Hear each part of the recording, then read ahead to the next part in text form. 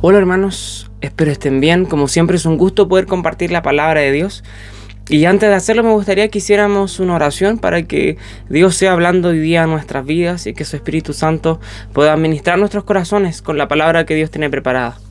Bendito Dios, gracias te damos por la vida que nos das y por el privilegio de poder oír tu voz, por el privilegio de poder escuchar tu palabra, Señor, palabra que nos alienta, nos reconforta, nos da fuerza, Señor. Espíritu Santo, te pedimos de que transformes nuestras vidas con tu palabra, Señor, que nos lleves de gloria en gloria, que esta palabra nos haga crecer, nos haga madurar, Dios. Gracias, Señor Jesús, porque podemos sentir tu voz, podemos sentir tu amor a través de tu palabra, Dios.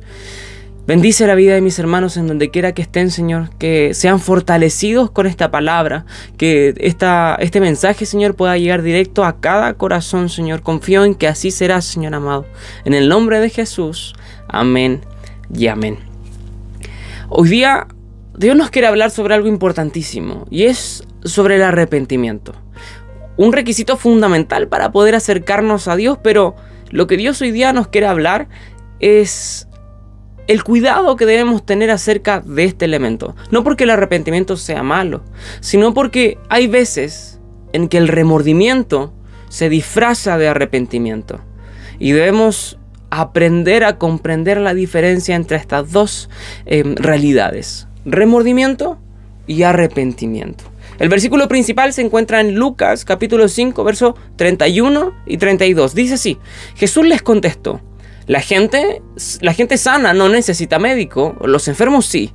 No he venido a llamar a los que se creen justos, sino a los que saben que son pecadores y necesitan arrepentirse.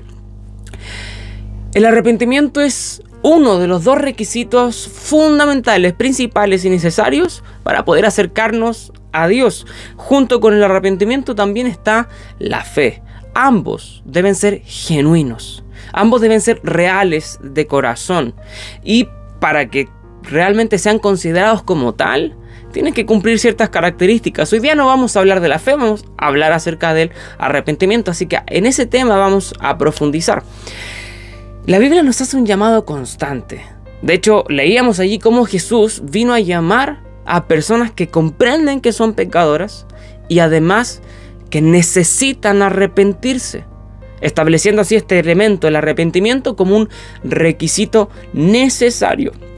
Y la Biblia nos llama constantemente a esto. Vamos a ver un par de versículos que nos dan un poco la idea acerca de esto. Segunda de Crónicas capítulo 7, verso 14, un versículo muy conocido. Si se humillare mi pueblo sobre el cual mi nombre es invocado, y oraren y buscaren mi rostro y se convirtieran de sus malos caminos, entonces yo oiré desde los cielos y perdonaré sus pecados y sanaré su tierra. Me encanta este versículo porque explica muy bien cuál es el arrepentimiento genuino y las consecuencias de un arrepentimiento verdadero. Humillación. Si se humillare mi pueblo sobre el cual mi nombre es invocado. El arrepentimiento real se humilla y clama a este Dios misericordioso, el cual es tardo para la ira y pronto en misericordia y que se compadece de nosotros, ¿sí? Y eso, como resultado, luego de haberse convertido de sus malos caminos, viene el perdón de Dios. Primera de Juan capítulo 1, verso 9. Si confesamos nuestros pecados, Él es fiel y justo para perdonar nuestros pecados y limpiarnos de toda maldad. Confesión de pecado, ¿sí? Hechos capítulo 3, verso 19. Así que arrepentíos y convertíos para que sean borrados vuestros pecados, para que vengan de la presencia del Señor tiempos de refrigerio. Aquí la pregunta que nace y que hemos estado hablando, ¿no es cierto?, que nace de lo que hemos estado hablando ahora, es: si Dios me pide un arrepentimiento genuino, un arrepentimiento real, ¿cuál es ese arrepentimiento real? Se ha conversado en muchas oportunidades, lo hemos comentado en distintas ocasiones, y para que un arrepentimiento sea genuino, sea real, consta de tres elementos necesarios. El primer elemento es un elemento racional, que comprende la persona que es pecadora, que ha fallado. Leamos de nuevo Lucas capítulo 5, verso 31, particularmente el verso 32. Vino a llamar a los que saben que son pecadores. Ese es el primer elemento. Comprender que somos hombres y mujeres con faltas, con errores y con debilidades.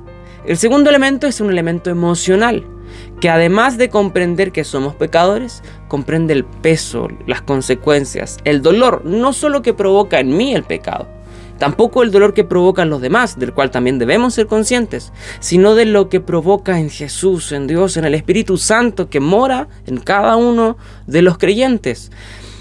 Hay dolor. ¿Qué produce el pecado? Separación, nos separa de Dios. Ser consciente de esas consecuencias, de la magnitud de nuestros errores, es lo que se conoce como este segundo elemento emocional. Y el último elemento, que es, si no el más importante, es el elemento volitivo o el elemento de voluntad, que consiste en dejar el pecado. Necesitar arrepentirse es, como decía Crónicas, convertirnos de nuestros malos caminos, o como dice Hechos, no solo arrepentirnos, sino convertirnos, dejar lo malo, darle la espalda al pecado y comenzar a seguir a Jesucristo. Ya no hacer lo malo. Este es el elemento de voluntad.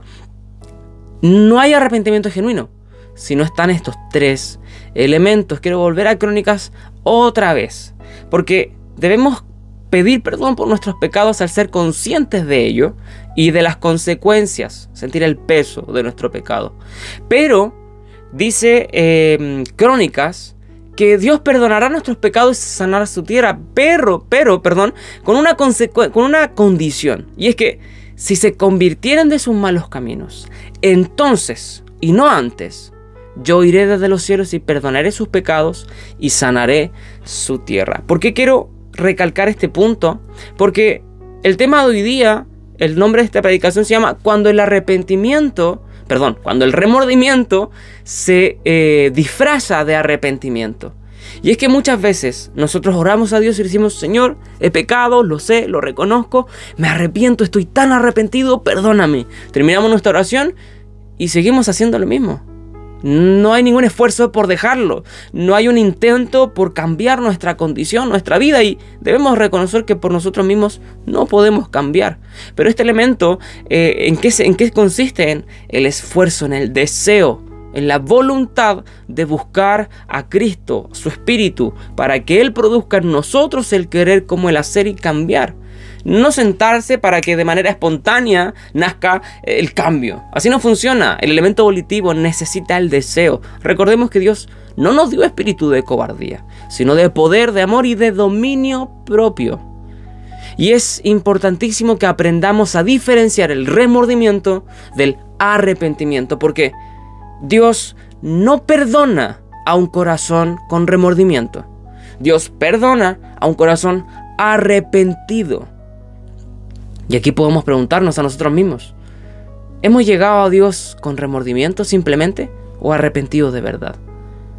Si la respuesta es la primera, solo con remordimiento, ¿nos perdonó realmente Dios? Si no hay un arrepentimiento genuino, no hay perdón. Quiero que veamos unos ejemplos de personas que se han llegado delante de Dios con una apariencia de arrepentimiento, pero lo que en realidad hay es remordimiento. El primer ejemplo es Saúl. Dios le da una orden a Saúl que destruya a un pueblo por su pecado y no debía dejar a nadie vivo, pero Saúl desobedece a Dios, deja al rey vivo y a lo mejor de los animales para pretender sacrificarlos a Dios. Todo esto motivado por la presión del pueblo. Y 1 Samuel, capítulo 15, versos 24 y 25, ante el pecado de Saúl, Dios lo desecha. Samuel lo reprende fuertemente y vemos a un Saúl aparentemente arrepentido. Dice así: entonces Saúl dijo a Samuel: yo he pecado, pues he quebrantado el mandamiento de Jehová y tus palabras. Incluso además confiesa el por qué: porque temía al pueblo y consentía la voz de ellos. ¿Vemos a un Saúl arrepentido? Pareciera que sí. Está confesando su pecado y más encima confiesa lo que lo motivó a pecar. Continúa el versículo: perdona pues ahora mi pecado y vuelve conmigo para que adore a Jehová. Saúl no se arrepintió genuinamente, porque lo que lo motivó a pecar fue la presión del pueblo. Pero lo que le está pidiendo a Samuel es: vuelve a acompañarme porque necesito que ellos me vean bien, que ellos me vean respaldado, que ellos vean que Dios todavía está conmigo. Él no había entendido. Quería lo mismo. quería tener una buena imagen delante del pueblo. Por eso cedió ante las presiones. Por eso ahora quería volver a seguir aparentando una imagen de poder, de posición delante de ellos. No se arrepintió. En un momento se toma del vestido de Samuel y rasga una parte de él. Y Dios dice: así también tú serás desechado. Vas a ser reemplazado por alguien mejor que tú, porque tu arrepentimiento no ha sido genuino. Solo había remordimiento en el corazón de Saúl. No es el único. Jonás, también tenemos otro caso. Dios le manda a predicar a Nínive. Voluntariamente desobedece. Uno tal vez entiende por qué desobedece Jonás a Dios. Hay una tormenta. Termina, para acelerar un poquito el cuento, termina adentro de un pez gigante y Jonás ora a Dios y al parecer está arrepentido, porque en el capítulo 3 vemos que Jonás obedece, ya no arranca de Dios, sino que ese mandamiento de ir y predicar a Nínive, ahora lo está haciendo. ¿Jonás se arrepintió? Parece que sí, porque ahora está obedeciendo, pero no es así. ¿Por qué Jonás no quiso ir a predicar la primera vez? Porque sabía que Dios iba a tener misericordia de ellos y los iba a perdonar. Y eso era lo que no quería. Jonás quería que Nínive fuera destruida por su pecado, por su maldad. Predica, todos se arrepienten. Y Jonás sale de la ciudad y espera el momento en el que la ciudad sea destruida, aún después de haber obedecido. ¿Se arrepintió verdaderamente Jonás? No. Porque su deseo, que fue que Nínive fuera destruida, lo que lo motivó a desobedecer a Dios, seguía ahí en su corazón. No lo cambió. Tampoco existió el deseo de cambiarlo. Él de verdad deseaba la destrucción. Por lo tanto, Jonás solo sintió remordimiento porque su desobediencia casi le cuesta la vida. No fue un arrepentimiento, fue remordimiento. Y por último, quizás el más icónico de todos, Judas.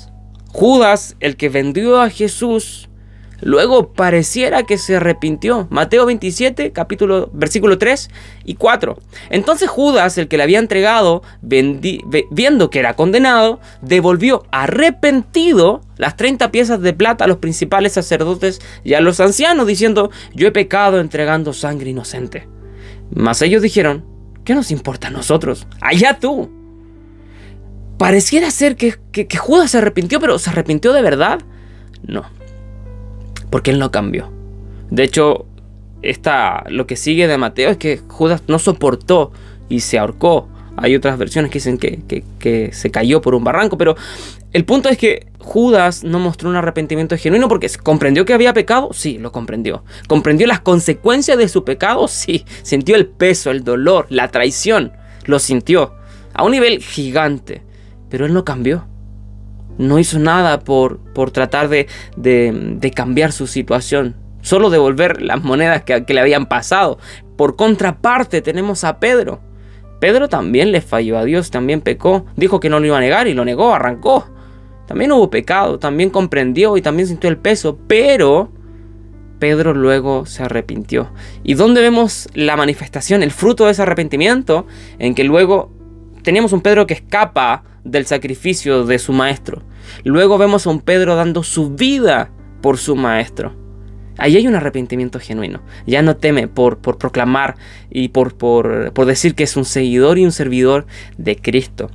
Quiero que comprendamos que el remordimiento no nos lleva a la transformación del corazón. Solo nos permite cambiar nuestra actitud, pero la actitud no es suficiente. Dios no se complace con un cambio de actitud. Dios quiere un cambio de corazón. Que esto sea transformado, que esto se derrame en arrepentimiento del corazón, no nuestras obras. Porque si las obras dicen una cosa, pero nuestro corazón sigue deseando lo malo, como Jonás, como Saúl, no sirve. Quiero que rápidamente veamos diferencias entre remordimiento y arrepentimiento. En el remordimiento me duelen las consecuencias del pecado. Versus en el arrepentimiento, lo que nos duele lo que causa nuestro pecado, que es la separación con Dios. El remordimiento se enfoca en uno mismo porque es mi dolor, es mi pesar, es mi vergüenza. En cambio, el arrepentimiento se enfoca en Dios y en otros. El remordimiento lo provocan mis emociones y sentimientos. En contraparte, el arrepentimiento es provocado por el Espíritu Santo. El remordimiento no produce cambios reales y el arrepentimiento produce cambios profundos. El remordimiento cambiamos nuestra conducta por conveniencia. En cambio, en el arrepentimiento cambiamos porque hemos sido amados y perdonados. El remordimiento solo va detrás de nuestros propios deseos. En cambio, el arrepentimiento, el deseo superior y supremo es Cristo. En el remordimiento solo seguimos viendo para nosotros mismos, para no sentirnos mal, para sentirnos aliviados de la carga de nuestro pecado. En cambio, el arrepentimiento busca sentir placer, no en la liberación del pecado, no en la tranquilidad de nuestra mente, sino en el placer de vivir agradando a Cristo. ¿Sí? El mejor ejemplo que grafica el arrepentimiento genuino, mejor dicho, una descripción gráfica es el hijo pródigo. Lucas 15, 17 al 21. Cuando finalmente entró en razón el elemento racional, se dijo a sí mismo: en casa hasta los jornaleros tienen comida de sobra, y aquí estoy yo muriéndome de hambre. Comprendió el peso, el elemento emocional. Volveré a la casa de mi padre y le diré: Padre, he pecado contra el cielo y contra ti. Ya no soy digno de que me llamen tu hijo. Te ruego que me contrates como jornalero. Entonces regresó a la casa de su padre, y cuando todavía estaba lejos, su padre lo vio llegar. Lleno de amor y de compasión, corrió hacia su hijo, lo abrazó y lo besó. Y su hijo le dijo: Padre, he pecado contra el cielo y contra ti, y ya no soy digno de que me llamen tu hijo. Él dijo lo que iba a hacer, comprendió el peso, comprendió su condición y cambió. Corrió, dejó su vida pasada y volvió al Padre. Pero lo principal, aceptó las consecuencias que ello podría involucrar. Ya no ser hijo y ser un simple jornalero. Pero ¿cómo respondió el Padre? Lo abrazó, lo besó y le devolvió su dignidad. El verdadero arrepentimiento produce frutos. El remordimiento no. Mateo capítulo 3, versículo 8. Demuestren con su forma de vivir que se han arrepentido de sus pecados y han vuelto a Dios. No con su forma de comportarse, con su forma de vivir. Eso incluye todo lo que hay en nuestra intimidad, dentro y por fuera de nuestro corazón. Ahora quisiera preguntar: ¿te has presentado delante de Dios con un corazón con remordimiento o con un corazón arrepentido? Presentémonos delante de Cristo, delante de su presencia, con un corazón arrepentido. Pidámosle a su Espíritu que nos permita dar fruto de arrepentimiento. Hemos comprobado que es el Espíritu el que nos hace entrar en razón, como al hijo pródigo. Y clamemos para que el Espíritu nos haga entrar en razón, nos revele nuestro pecado, nuestra condición, y nos dé la fuerza y la capacidad, y que Él transforme nuestro corazón. Que el Señor te bendiga grandemente.